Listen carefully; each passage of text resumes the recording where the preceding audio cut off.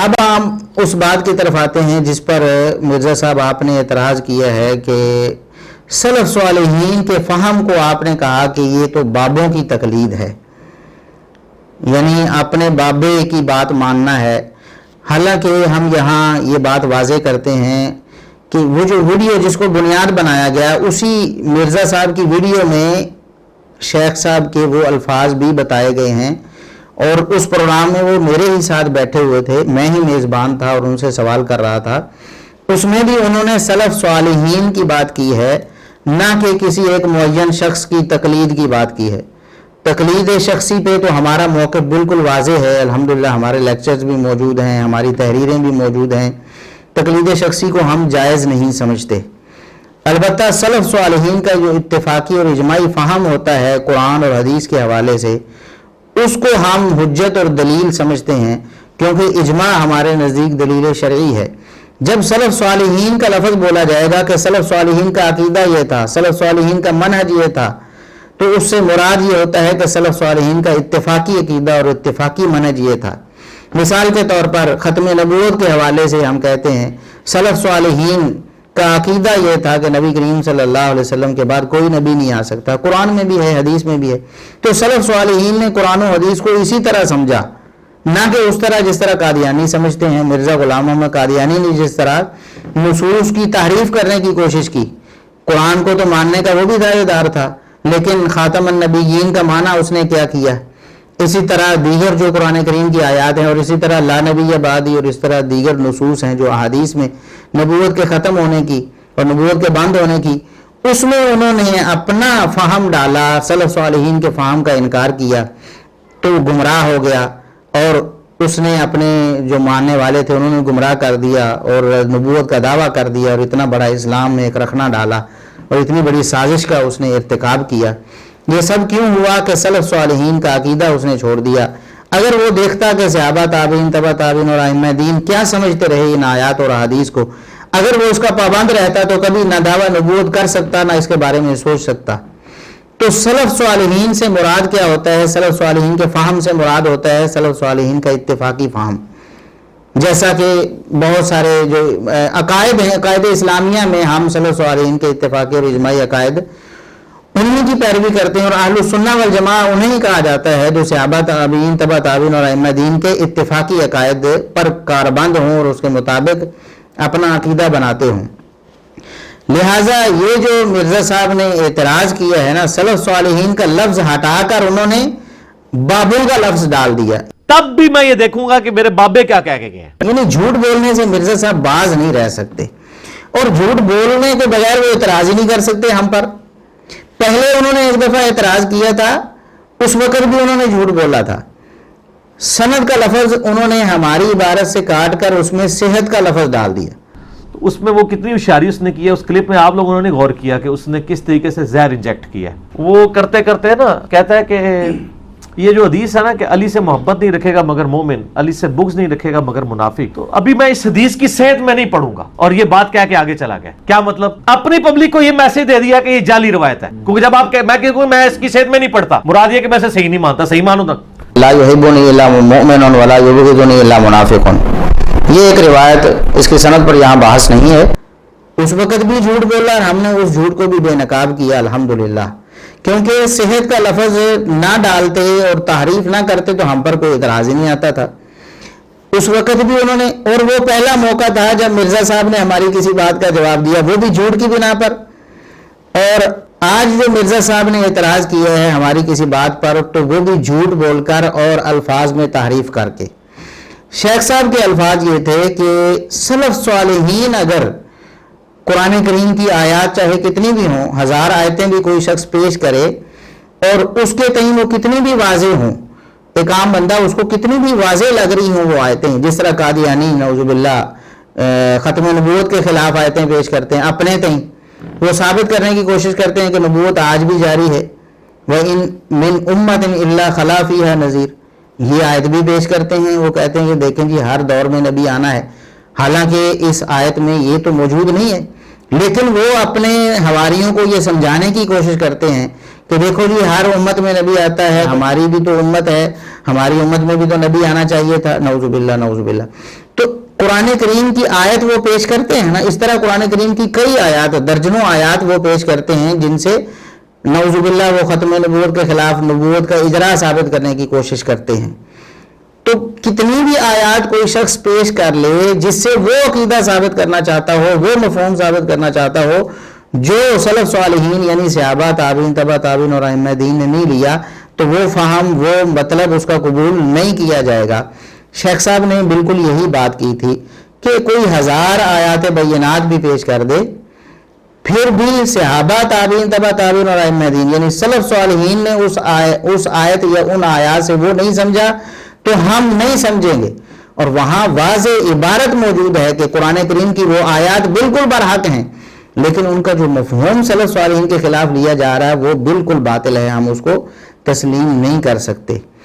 اچھا، مرزا صاحب نے اب کیا کیا، کہتے ہیں مرزا صاحب کہ پچھلے دنوں ایک اہل حدیث مولوی کا کلپ ابرار بھائی مجھے دکھا رہے تھے. اس نے کہا جی 1000 آیت بینات تم مجھے دکھا دو. آیت بین وہ ہوتا ہے جو متشابہ نہ ہو، بالکل واضح ہو، اور وہ کہتا ہے کہ مجھے پتہ بھی چل جائے کہ تم جو فارم بیان کر رہے ہو اس میں سے یہی نکلتا ہے، تب بھی میں یہ دیکھوں گا کہ میرے بابے کیا کہہ گئے ہیں.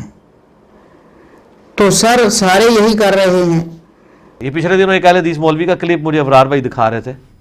اس نے کہا ہے کہ جی 1000 آیت بینات تم مجھے دکھا دو. آیت بین وہ ہوتا ہے جو متشابہ نہ ہو، بالکل واضح ہو، اور وہ کہتا ہے مجھے یہ پتہ بھی چل جائے کہ جو تم اس کا فارم بیان کر رہے ہو اس میں سے یہی نکلتا ہے، تب بھی میں یہ دیکھوں گا کہ میرے بابے کیا کہہ کے گئے ہیں. تو سر سارے یہی کر رہے ہیں. یعنی وہ بتانا چاہتے تھے کہ بریلوی بھی پھر ایسے کر رہے ہیں کہ وہ بھی اپنے بابے کو مانتے ہیں، بابوں کو مانتے ہیں. دیوبندی بھی ایسے کر رہے ہیں، وہ بھی اپنے بابوں کو مانتے ہیں. شیعہ بھی ایسے کر رہے ہیں، وہ بھی اپنے بابوں کو مانتے ہیں. تو پھر آپ بھی پھر وہی کر رہے ہیں، یعنی اہل حدیث بھی وہی کام کر رہے ہیں. نعوذ باللہ، نعوذ باللہ. حالانکہ میں نے بتا دیا کہ سلف صالحین سے کیا مراد ہوتا ہے. یہاں تحریف کیا کی مرزا صاحب نے، جھوٹ کیا بولا. ہماری عبارت کو بدلا ہے، شیخ صاحب کی عبارت کو بدلا ہے. شیخ صاحب نے کہا تھا سلف صالحین، اور سلف صالحین سے مراد صحابہ، تابعین، تبع تابعین ہوتے ہیں. یہ بات مرزا صاحب بھی مانتے ہیں، اور آگے ہم پیش کرنے والے مرزا صاحب کی زبانی کے سلف صالحین سے کیا مراد ہوتا ہے. سب سے پہلے صحابہ، پھر تابعین، پھر تبع تابعین، پھر ائمہ دین. یہ مرزا صاحب بھی اس بات کو مانتے ہیں، لیکن یہاں انہوں نے خیانت کر کے، جھوٹ بول کے بدنام کرنے کی کوشش کی اور علماء اہل حدیث سے لوگوں کو بیزار کرنے کی کوشش کی. شیخ صاحب نے کہا تھا کہ سلف صالحین اگر اس کا وہ مفہوم نہیں لیتے، یعنی صحابہ، تابعین، تبع تابعین اور ائمہ دین وہ مفہوم نہیں لیتے، تو ہم بھی وہ مفہوم لے سکتے نہیں. کہ اگر مجھے کوئی قرآن مقدس کی 1000 آیات بینات پیش کرے اور وہ اپنے مطلب میں بالکل واضح ہوں، یعنی وہ مسئلہ ان سے واضح طور پر ثابت ہو رہا ہو، مگر سلف صالحین نے وہ مسئلہ ان سے ثابت نہ کیا ہو یا اس کے خلاف مسئلہ ثابت کیا ہو، تو میں یہ کہوں گا کہ قرآن تو حق ہے لیکن میرا فہم صحیح نہیں، فہم محدثین یا ائمہ دین کا صحیح ہے. جی بالکل. یہ ایک بنیادی خصوصیت ہے اہل حدیث مسئلہ کی، امتیازی حیثیت سے ایک بات ہے اہل حدیث مسئلہ کی. یہ اپنی طرف سے قرآن و سنت کے مفاہیم نہیں بیان کرتے. ہم یہ کہتے ہیں کہ یہ روایات، یہ حدیثیں جو بخاری مسلم کی ہیں، یہ مسند احمد کی ہیں، یہ دیگر کتب حدیث میں ہیں، یہ محدثین کی ہیں. اور امام الاجری ہیں رحمۃ اللہ علیہ، جن کی کتاب الشریعہ ہے، اہل سنت کے عقائد پر لکھی گئی بے مثال کتاب ہے. اس کے اندر آپ فرماتے ہیں کہ وہ تمام صحابہ کرام اہل بیت سے محبت رکھتے ہیں. اہل سنت کے بارے میں بتا رہے ہیں کہ وہ تمام صحابہ کرام اور اہل بیت سے محبت رکھتے ہیں، سب کے لیے رحمت اور مغفرت کی دعا کرتے ہیں. یعنی سب سے محبت، جس کے بارے میں دل میں رنج ہے اس سے محبت کیا ہے. یہ لوگ بھلا کہہ سکتے ہیں کہ ہمارے دل میں سیدنا معاویہ کے لیے محبت ہے. یہ اتنی بات کہہ دیں اگر یہ منافق نہیں ہے، یا صاف کہیں کہ ہمارے دل میں کوئی محبت نہیں معاویہ کے لیے. جی بالکل، بس دو ٹوک بات کریں نا. جی بالکل. دوسری بات فرماتے ہیں کہ وہ صحابہ کرام کے مابین جو اختلافات ہو گئے ان کا نہ ذکر کرے، نہ ان کے بارے میں باس و تفتیش میں پڑے.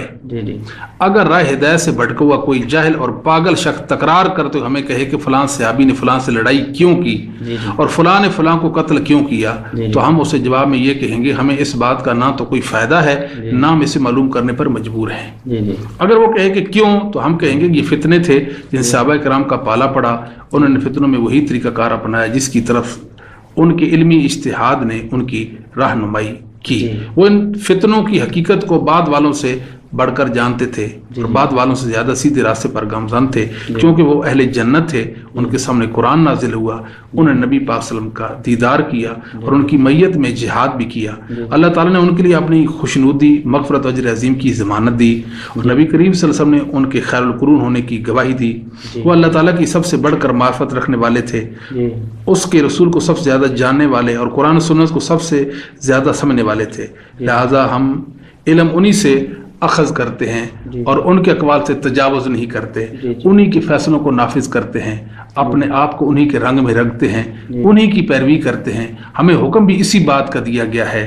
अगर वो शख्स ये कह दे कि हमें सहाबा के बामी इख्तिलाफात की जांच पड़ताल में पढ़ने से कौन सा नुकसान हो जाएगा, तो हम कहेंगे कि मुशाजरात सहाबा में दखल देने से नुकसान में मुबतला होना लाजिम है, क्योंकि सहाबा इकराम अकली एतबार से हमसे बहुत फाइक थे, जबकि हम उनके मुकाबले में बहुत ज़्यादा कम अकल वाले हैं।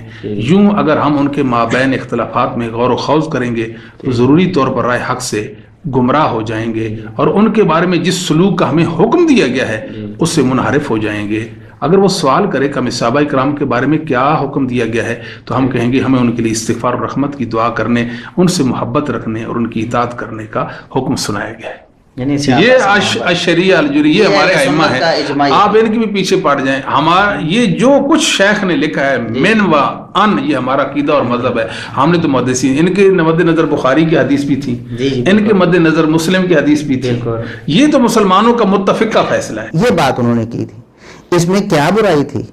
आज अगर एक कादियानी जो है वो हमें 100 आयतें 1000 आयतें पेश करके अपना मौक़िफ़ साबित करने की कोशिश करे कि नबी करीम सल्लल्लाहु अलैहि वसल्लम के बाद नबी आ सकता है, और वो आयतें उसके तईं या सुनने वाले के तईं कितनी भी वाज़ेह क्यों ना हों, लेकिन जब सहाबा ताबीन तबा ताबीन और अइम्मा दीन ने ख़त्म नबूवत समझी है इन्हीं आयात को पढ़कर, तो हम इन आयात की वजह से इजराए नबूवत समझ सकते नहीं। बस इतनी बात थी। अब इसको ज़ेब दास्तान करने के लिए मिर्जा साहब ने क्या क्या जहालतें मारी हैं। एक तो झूठ हमने बता दिया कि अल्फाज बदल दिए, सलफ सालिहीन की जगह बाबे लगाकर अपना मकसद पेश करने की कोशिश की कि बाबों की तकलीद, जिस तरह वो कहते हैं ना नाम वाबी नाम बाबी, तो बाबी होने का मतलब बाबों की तकलीद करना। तो बाबे इसी सेंस में बोलते हैं कि इनके बुजुर्ग बाबे हैं और उनकी वो बात मानते हैं। हालांकि हमारे बुजुर्ग बाबे सहाबा ताबीन तबा ताबीन और अइम्मा दीन, हम तो उनकी बात मानते हैं। मिर्जा साहब, अगर आप उनसे भी आप बेजारी का ऐलान करते हैं तो खुलकर करें, कहें कि मैं किसी बुजुर्ग को नहीं मानता। खुद कहते हैं कि सहाबा ताबीन तबा ताबीन को मैं मानता हूं और वो मेरे बुजुर्ग हैं, तो फिर ये ताना देने की क्या तोक है? आगे हम वो भी बात करते हैं मिर्जा साहब ने कितनी कलाबाजियां मारी हैं इस हवाले से। पहली जहालत मिर्जा साहब ने ये की है कि इन्होंने पढ़ा आयत बय्यिनात, 1000 आयतें बय्यिनात, 1000 आयतें बय्यिनात। मिर्जा साहब ये जहालत है आपकी, अरबी जुबान से बिल्कुल आप जाहिल हैं। इतनी जहालत हमारे पहली क्लासों के जो तलबा हैं वो भी इस बात को समझते हैं कि आयत वाहिद है और बय्यिनात जमा है। जब आयत का लफ्ज बोला जाएगा तो बय्यिना का लफ्ज बोला, आयत बय्यिना, और अगर आयात का लफ्ज बोला जाएगा तो आयात बय्यिनात बोला जाएगा। तो 1000 के साथ आयात आएगा ना, उर्दू में हम कह रहे हैं कि 1000 आयात, तो आयात बय्यिनात। और शेख साहब ने भी यही लफ्ज बोला था, लेकिन मिर्जा साहब को सुन के भी अकल नहीं आई और उन्होंने फिर गलत पढ़ दिया उसको, आयत बय्यिनात। तो ये पहली जहालत है मिर्जा साहब आपकी। दूसरी जहालत आपकी ये है कि आपने कहा कि मुतशाबिहात जो आयात बय्यिनात होती हैं वो मुतशाबिहात नहीं हो सकती। आयत बय्यिन वो होता है जो मुतशाबे ना हो, बिल्कुल वाज़े हो। वो आयात बय्यिनात होती हैं जो मुतशाबे ना हो। हालांकि ये बिल्कुल गलत है। कुरान करीम की तमाम आयात बय्यिनात हैं और उन्हीं में से मुतशाबिहात भी हैं, यानी एक आयत बय्यिना भी हो सकती है और मुतशाबे भी हो सकती है। जबकि मिर्जा साहब ने अपनी जहालत की वजह से ये समझ लिया कि जो आयत बय्यिना होगी वो मुतशाबे नहीं होगी। वो कहते हैं कि आयत बय्यिन वो होता है जो मुतशाबे ना हो, बिल्कुल वाज़े हो। हालांकि कुरान करीम में अल्लाह रब्बुल इज़्ज़त ने तमाम आयात को बय्यिनात करार दिया है, जैसे कि सूरह हज की आयत नंबर 16 है, व कज़ालिका अंज़लनाहु आयातिन बय्यिनातिन, हमने इस कुरान को आयात बय्यिनात नाजिल किया है, यानी इस कुरान करीम की सारी आयात को हमने بینات نازل کیا ہے۔ اسی طرح سورہ عنکبوت کی آیت نمبر 49 اگر آپ دیکھیں، بل ہوا آیات بینات فی صدور الذین اوتوا العلم، یہ قرآن کریم آیات بینات ہیں، یعنی قرآن کریم کی ساری آیات کیا ہیں؟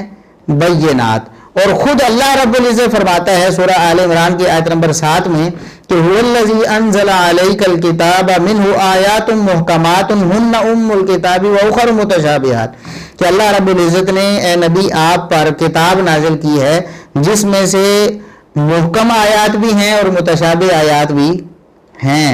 لہٰذا مرزا صاحب یہ بھی آپ کے قرآن کے خلاف آپ کی یہ بات ہے کہ آیت بینہ وہ ہوتی ہے جو متشابہ نہ ہو۔ متشابہ آیات بھی بینات ہی ہیں مرزا صاحب، جو آیات متشابہات ہیں وہ بھی آیات بینات ہی ہیں، کیونکہ قرآن کریم کی ساری آیات بینات ہیں، ان میں سے متشابہ بھی ہیں، ان میں سے محکم بھی ہیں۔ لہٰذا آپ نے جو متشابہات کو بینات کی ضد سمجھ لیا ہے، یہ بالکل جہالت ہے۔ قرآن کی زبانی متشابہات جو ہیں وہ محکمات کی ضد ہیں، بینات کی ضد نہیں ہے، محکمات کی ضد ہیں۔ اور سارے علماء محکم اور متشابہ آپس میں ان کو ایک دوسرے کے خلاف کہتے ہیں، کبھی کسی نے محکم متشابہ اور بین کو ایک دوسرے کے خلاف کھڑا نہیں کیا، اس لیے کہ بین جو ہے وہ متشابہ ہو سکتی ہے۔ تو یہ بھی ایک جہالت ہے مرزا صاحب جو قرآن سے ثابت ہو گئی۔ تو مرزا صاحب آپ کو اتنی ہی بنیادی باتوں کا علم نہیں ہے تو آپ علماء کے خلاف طوفان بدتمیزی کھڑا کر رہے ہیں، اور آپ کہتے ہیں کہ مجھے پتا ہے سارے علماء جھوٹ بول رہے ہیں، بس میں صحیح کہہ رہا ہوں۔ تو مرزا صاحب ہم یہ کہتے ہیں کہ آپ نے کیوں جھوٹ بولا؟ اعتراض جو کرنا تھا چلو ویسے کر لیتے، لیکن آپ کو پتا تھا کہ ویسے اعتراض نہیں ہو سکتا، تو سلف صالحین کا لفظ نکال کے آپ نے بابے کہہ دیا۔ اور یہ بات بھی ہم آپ کو سمجھا چکے ہیں کہ سلف صالحین کا فہم وہ اتفاقی فہم ہوتا ہے جو نبی کریم صلی اللہ علیہ وسلم کے صحابہ سے لے کر ساری امت اس کو مانتی آئی ہے۔ اس کے خلاف قرآن کی کوئی آیت لے کر آئے یا حدیث لے کر آئے اور اس سے سمجھنے کی کوشش کرے تو اس کی سمجھ بالکل باطل ہے۔